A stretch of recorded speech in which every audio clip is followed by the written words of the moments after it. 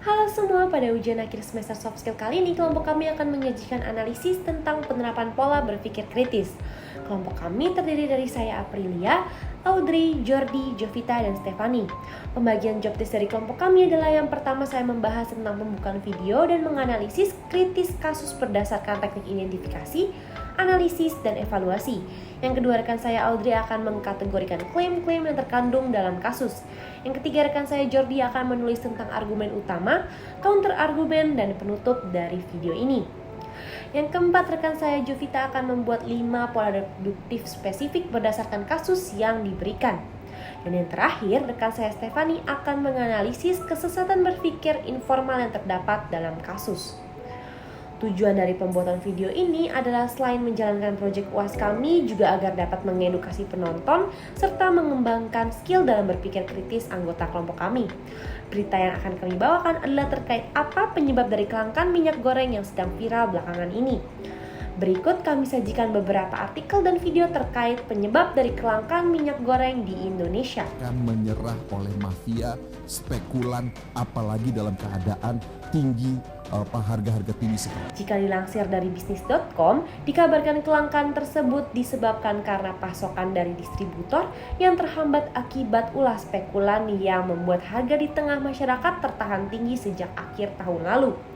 Selanjutnya, yuk kita masuk ke dalam menganalisis kritis kasus berdasarkan identifikasi, analisis, dan evaluasi.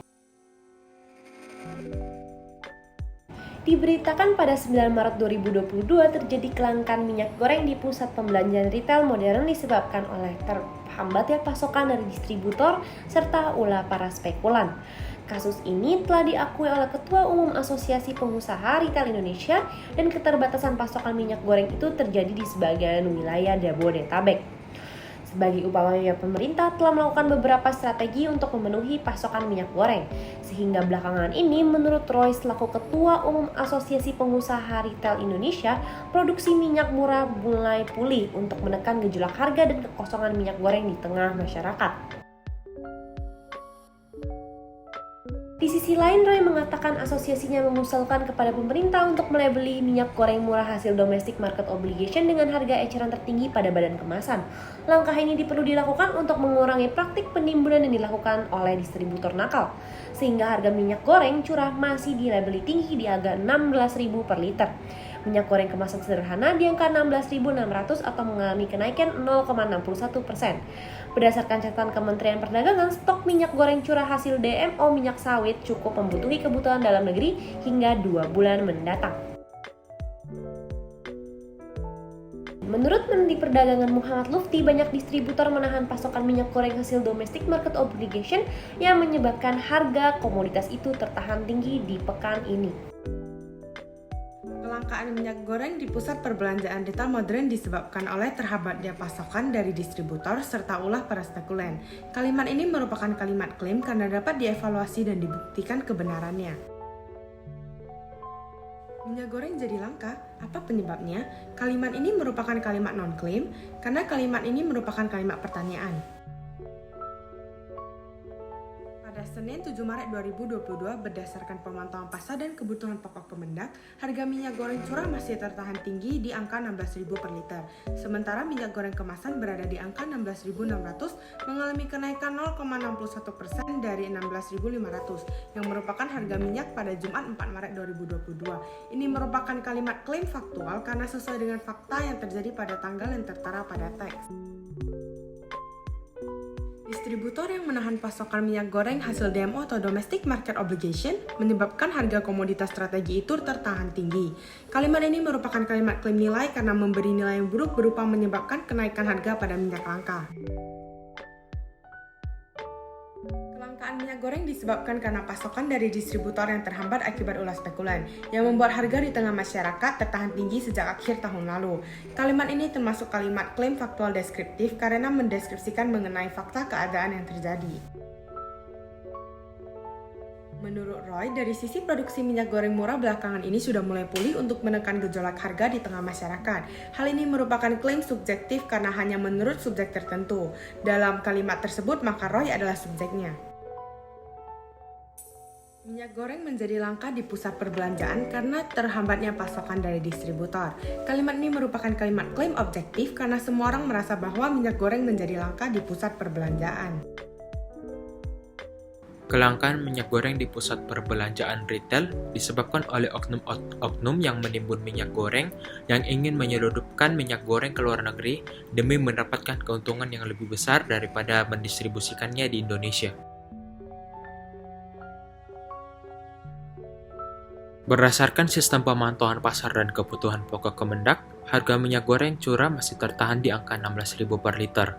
Sementara itu, harga minyak goreng kemasan sederhana berkisar di angka 16.600 atau mengalami kenaikan sebesar 0,61%. Selanjutnya, saya akan memberikan 5 contoh pola deduktif spesifik berdasarkan kasus yang diberikan. Stok persediaan minyak goreng di pusat perbelanjaan retail modern sedang langka. Hypermart adalah pusat perbelanjaan retail modern. Jadi, stok persediaan minyak goreng di Hypermart sedang langka.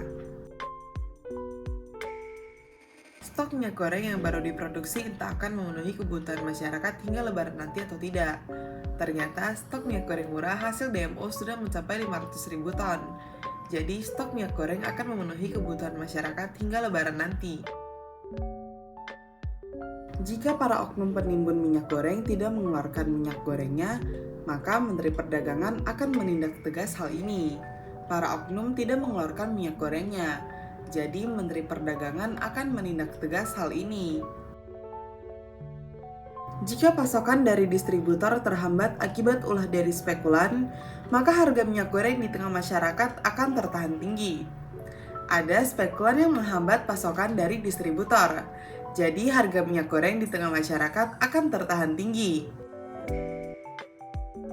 Selanjutnya saya akan menjelaskan tentang kesesatan informal.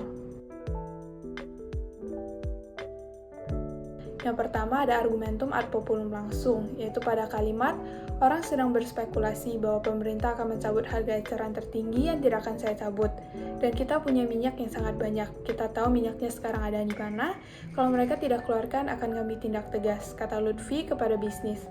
Kalimat tersebut terdapat dalam argumentum ad populum langsung karena adanya interaksi dan juga menggerakkan emosi orang banyak. Pada kalimat tersebut juga terdapat argumentum ad baculum, karena pada kalimat kalau mereka tidak keluarkan akan kami tindak tegas, di mana kalimat tersebut adalah kalimat ancaman. Selanjutnya adalah argumentum ad hominem, yaitu pada kalimat mereka itu sekarang sedang mencari untung dalam kesempitan.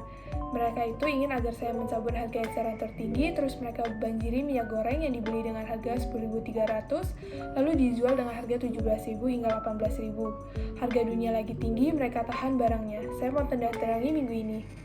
Kalimat tersebut terdapat dalam kalimat ad hominem, karena terdapat kalimat yang merendahkan, yaitu pada mencari untung dalam kesempitan, dan juga saya tendang-tendangi minggu ini. Meskipun tendang-tendangi hanya ungkapan tidak benar-benar dilakukan, tetap saja kalimat tersebut terdapat kata yang merendahkan. Kelangkaan minyak hampir terjadi di seluruh wilayah di Indonesia. Kelangkaan minyak ini memang disebabkan oleh banyak oknum yang menahan pasokan minyak.